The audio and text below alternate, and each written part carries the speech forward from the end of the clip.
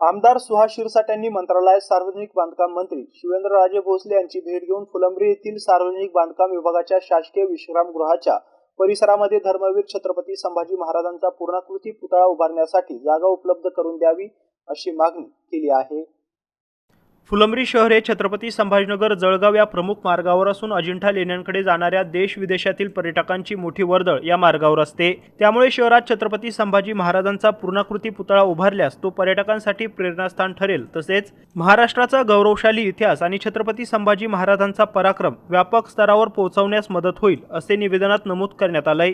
शासकीय विश्रामगृह परिसरामध्ये उपलब्ध जागेचा उपयोग झाल्यास या ठिकाणचे ऐतिहासिक, सांस्कृतिक आणि पर्यटनदृष्ट महत्त्व वाढेल। भावी पिढ्यांना छत्रपती संभाजी महाराजांच्या कार्याची प्रेरणा मिळेल असा विश्वासही व्यक्त करण्यात आलाय। सुहास शिरसाट नगराध्यक्ष असताना त्यांच्या कार्यकाळात पंचायत कार्यालयाच्या आवारात छत्रपती शिवाजी महाराज आणि महात्मा ज्योतिबा फुले यांचे पुतळे उभारण्यात आले होते। तसेच भारतरत्न डॉक्टर बाबासाहेब आंबेडकर यांच्या पुतळ्याचे आणि स्मारकाचे नूतनीकरण करण्यात आले होते। फुलंब्रीच्या विकासासोबतच महापुरुषांचा गौरवशाली इतिहास आणि त्यांची प्रेरणा पुढील पिढ्यांपर्यंत पोहोचवण्यासाठी सातत्याने प्रयत्नशील राहणार असल्याचं यावेळी आमदार सुहास शिरसाट यांनी सांगितलंय। Mahavir Jaiswal, MC news, Phulambri, Chhatrapati Sambhajinagar.